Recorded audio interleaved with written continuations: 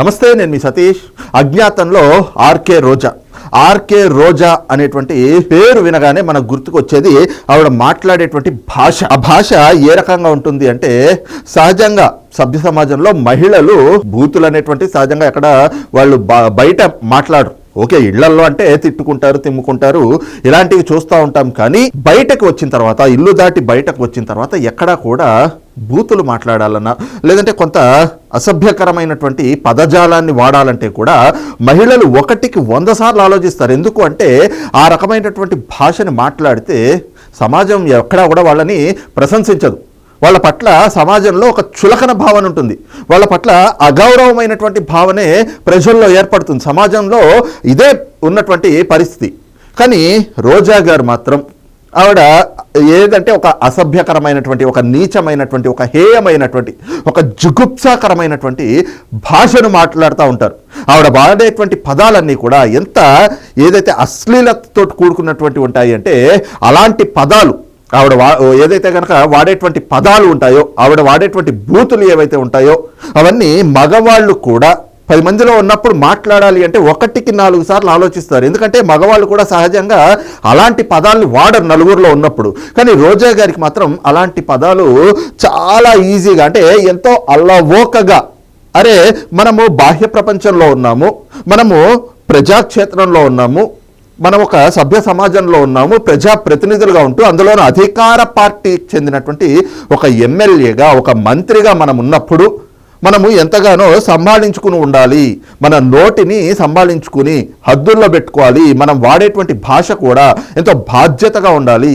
ఒక్కొక్క పదం మన నోటి నుంచి వస్తూ ఉంది అంటే అది ప్రజలు అందరూ కూడా గమనిస్తూ ఉంటారు. మనం ప్రజాప్రతినిధులుగా ఉన్నప్పుడు నలుగురికి కూడా ఆదర్శంగా ఉండాలి అనేటువంటి ఎక్కడా బాధ్యతాయుతమైనటువంటి ఆలోచనలు కానీ, ఆ ప్రవర్తన కానీ, ఆ వ్యవహార శైలి కానీ ఎక్కడా లేదు.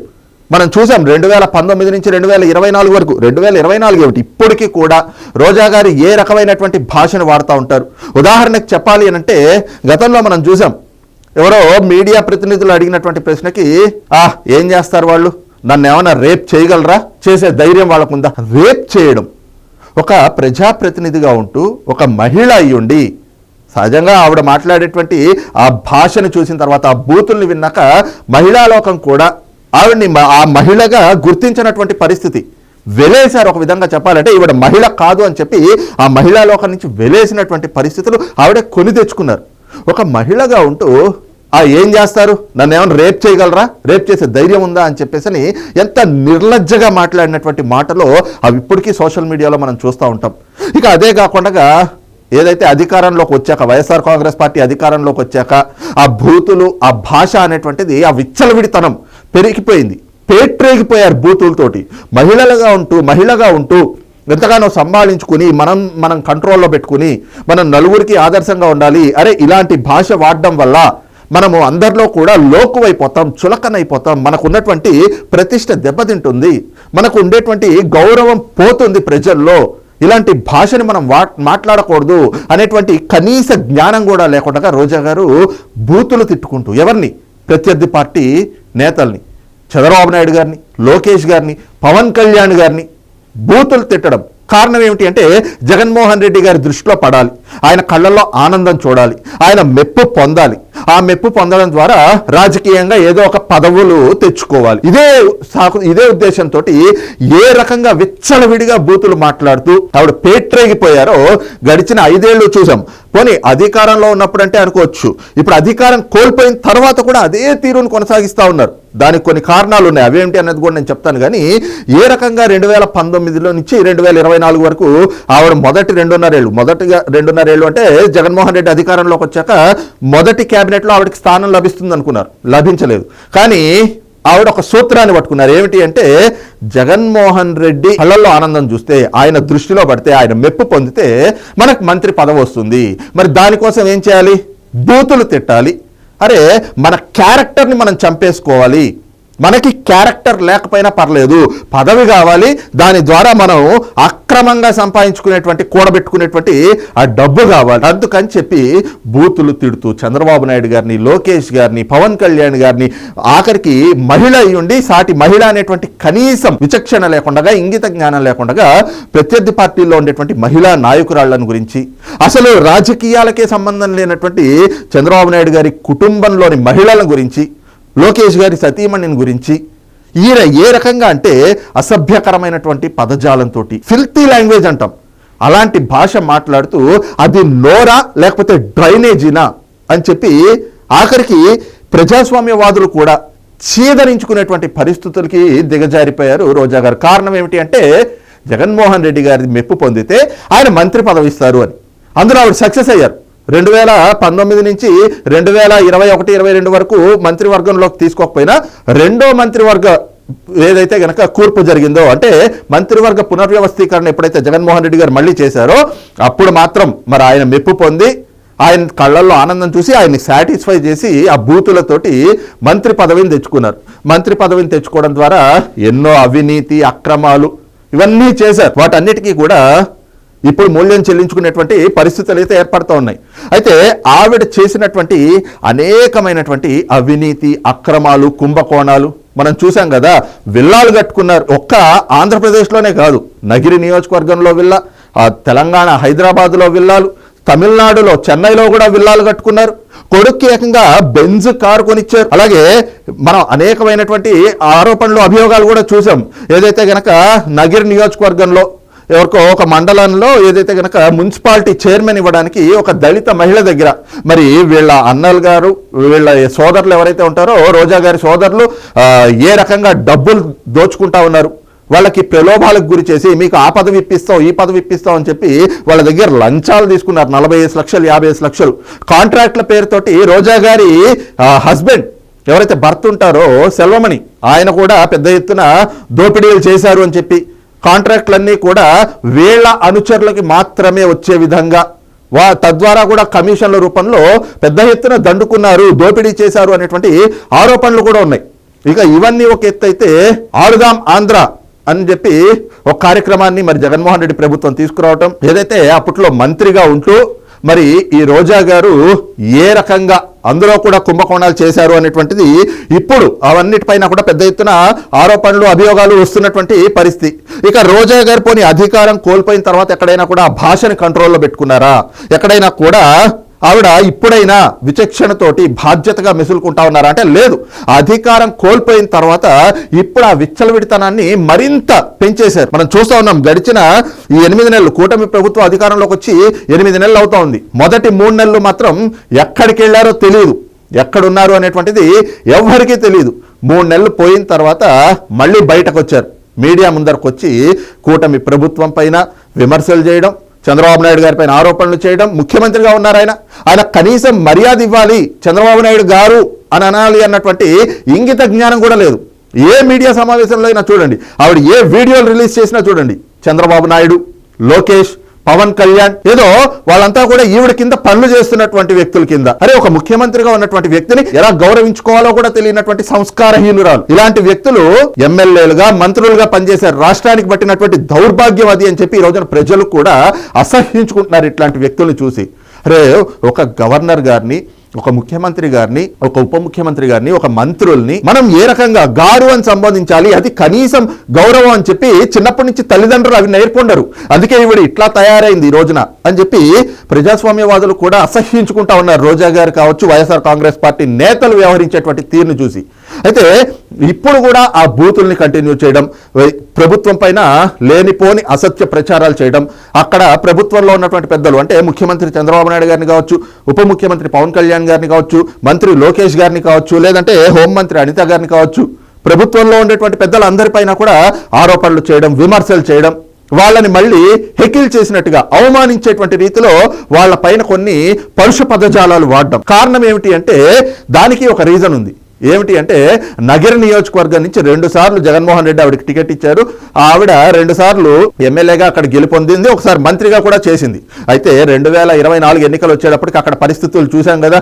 నగిరి నియోజకవర్గ ప్రజలే ఆవిడ ఎన్నికల ప్రచారానికి వెళ్తా ఉంటే నువ్వు రాబాకు అని చెప్పేసి ఆవిడని వెనక్కి పంపించేశారు. గ్రామాలు కూడా ఆవిడని బహిష్కరించాయి. నువ్వు ఎన్నికల ప్రచారానికి మా గ్రామాలకి రావాల్సినటువంటి అవసరం లేదు, నిన్ను మా గ్రామంలోకి రానివ్వం అని చెప్పి ప్రజలు తేల్చి చెప్పారు. దీంతో అక్కడ నగిరి నియోజకవర్గంలో రోజాకు ఉన్నటువంటి పరపతి పోయింది అనేటువంటి జగన్మోహన్ రెడ్డికి కూడా తెలిసింది. అందుకని చెప్పి ఇప్పుడు అక్కడ ఆవిడ స్థానంలో అక్కడ మరొక నాయకుడిని తీసుకొచ్చి అక్కడ ఇన్ఛార్జిగా కూడా ప్రకటించబోతున్నట్లుగా తెలుస్తా ఉంది. ఆయన్ని చేర్చుకున్నారు. మరి ఆయనకి రోజా గారికి పడదు. వీళ్ళిద్దరికి మధ్యన కూడా మళ్ళీ ఆధిపత్య పోరుంది. ఈ క్రమంలో ఆయన్ని తీసుకొచ్చి పార్టీలో చేర్చుకోవడం పట్ల పెద్ద ఎత్తున అనేకమైనటువంటి ప్రచారాలు కూడా జరుగుతూ ఉన్నాయి. ఏమిటి అంటే రేపు రాబోయేటువంటి ఎన్నికల్లో రోజాకైతే గనక నగిరి నియోజకవర్గం నుంచి జగన్మోహన్ రెడ్డి టికెట్ ఇచ్చేటువంటి అవకాశం లేదు. కాబట్టి ఎవరైతే ఇప్పుడు కొత్తగా వేరే వ్యక్తిని తీసుకొచ్చి అక్కడ పార్టీలో చేర్చుకున్నారో ఆ వ్యక్తికే నగిరి నియోజకవర్గం నుంచి టికెట్ ఇవ్వబోతా ఉన్నారు. దానికి సంకేతంగానే మీరు ఎక్కడైనా చూడండి, వైఎస్ఆర్ కాంగ్రెస్ పార్టీ సోషల్ మీడియాలో రోజా గారు పెట్టినటువంటి మీడియా సమావేశాలు కావచ్చు, రోజా గారు ఏవైనా కార్యక్రమాలు చేసినా కూడా ఏమీ పెద్దగా చేసేవి ఏం లేవు. ఎందుకంటే ప్రజలు నువ్వు అసలు ఎమ్మెల్యేగా పనికిరావని చెప్పి ఆవిడ ఓడగొట్టి ఇంట్లో కూర్చోబెట్టారు. ఆవిడ ఇక్కడ రోడ్డు మీదకి వస్తున్నటువంటి పరిస్థితి లేదు.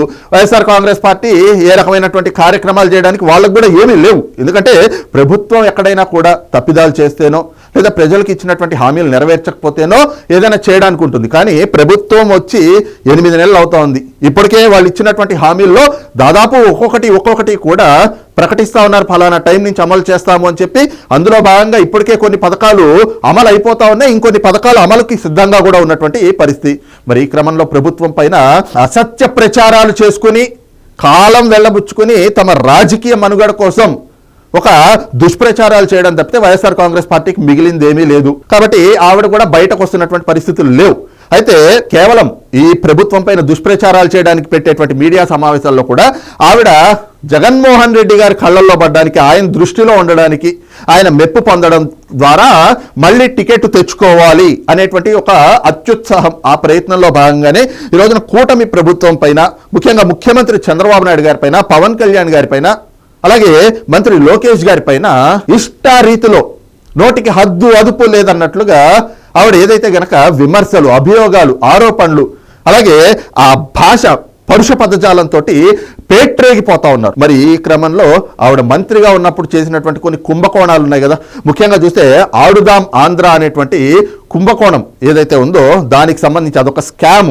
మరి ఆ స్కామ్ ఏ రకంగా జరిగింది, దానికి ఎంతవరకు నిధులు కేటాయించారు, అందులో నిధులు ఏ రకంగా పక్కదారి పట్టినాయి, ఇది కుంభకోణం జరిగింది అన్నదానిపైన మీరేమైనా దర్యాప్తు చేస్తున్నారా అంటూ ఏదైతే బడ్జెట్ సమావేశాలు జరుగుతూ ఉన్నాయో ఆ జరుగుతున్నటువంటి బడ్జెట్ సమావేశాల్లో ఈ కుంభకోణం పైన ఆడుదాం ఆంధ్ర పేరిట రోజా, అలాగే జగన్మోహన్ రెడ్డి ఆయన ముఖ్యమంత్రిగా ఈవిడ మంత్రిగా ఉన్నటువంటి సమయంలో ఆడుదాం ఆంధ్ర పేరిట ఏ రకంగా ప్రజాధనాన్ని దుర్వినియోగం చేశారు అనేటువంటి అంశం పైన ఆళ్లగడ్డ ఎమ్మెల్యే భూమా అఖిలప్రియ గారు ఒక ప్రశ్నను లేవనెత్తారు. అలాగే పలాస ఎమ్మెల్యే గౌతు శిరీష గారు కూడా ఇదే అంశం పైన సమగ్రమైనటువంటి విచారణ జరగాలి. ఎందుకంటే ఇందులో పూర్తిగా కూడా ఒక పక్కన ఆడుదాం ఆంధ్ర పేరిట 120 కోట్ల రూపాయలు బడ్జెట్ కేటాయింపు జరిపారు. అందులో 119 కోట్ల రూపాయలు ఖర్చు చేశామని చెప్పారు. అదే సమయంలో చూస్తే కిట్లు కావచ్చు, లేదంటే వాస్తవంగా ఎవరైతే క్రీడాకారులు ఉంటారో ఆ క్రీడాకారులని ప్రోత్సహించడం ఏమీ లేదు. ఆ తీసుకొచ్చినటువంటి కిట్లు కూడా అన్ని నాసిరకమైనటువంటి కిట్లు. అలాగే అందులో ప్రతి ఒక్క దానిపైన కూడా వీళ్ళ ప్రచార పిచ్చితోటి, అంటే పబ్లిసిటీ పిచ్చితోటి ఏదైతే గనక ప్రతి దాని మీద క్రికెట్ బ్యాట్ మీద కావచ్చు, బాల్ మీద కావచ్చు, ఆఖరికి క్రికెట్ ఆడేటువంటి ప్లేయర్స్ పెట్టుకునేటువంటి గార్డ్ ఏదైతే ఉంటుందో ఆ గార్డ్ మీద కూడా జగన్మోహన్ రెడ్డి ఫోటోలు వేసుకుని ఆ పబ్లిసిటీ పిచ్చితోటి కోట్లాది రూపాయల ప్రజాధనాన్ని దుర్వినియోగం చేశారు. అదే సమయంలో ఇస్తామన్నటువంటి ప్రైజ్ మనీలు ఏవైతే ఉంటాయో అవి కూడా సరిగ్గా ఇవ్వలేదు. ఇవన్నీ కూడా పక్కదారి పట్టించారు.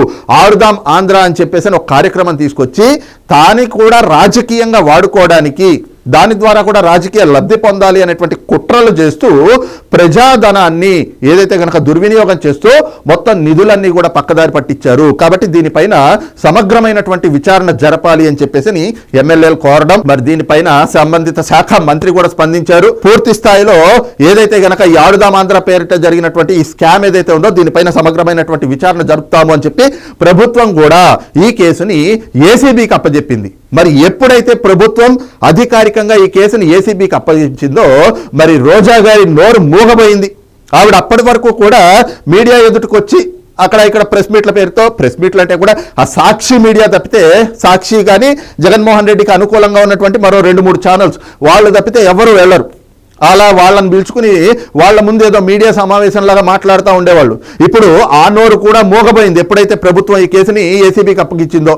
మరి అప్పటి నుంచి రోజా గారు ఎక్కడున్నారు, ఆవిడ జాడ ఏమిటి అనేటువంటి కనీసం ఆవిడ అడ్రస్ కూడా దొరకట్లేదు, ఎక్కడున్నారో కూడా తెలియనటువంటి పరిస్థితి, అజ్ఞాతంలోకి వెళ్ళిపోయారు. ఒక విధంగా చెప్పాలి అంటే ఎప్పుడైతే ఈ కుంభకోణం పైన ప్రభుత్వం చర్యలకు పూనుకుని కేసు నమోదు చేసిందో, అంటే ఏసీబీ దర్యాప్తుకు ఆదేశించిందో, ఇక రోజా గారు ఆవిడ చేసినటువంటి కుంభకోణం బయటపడుతుంది.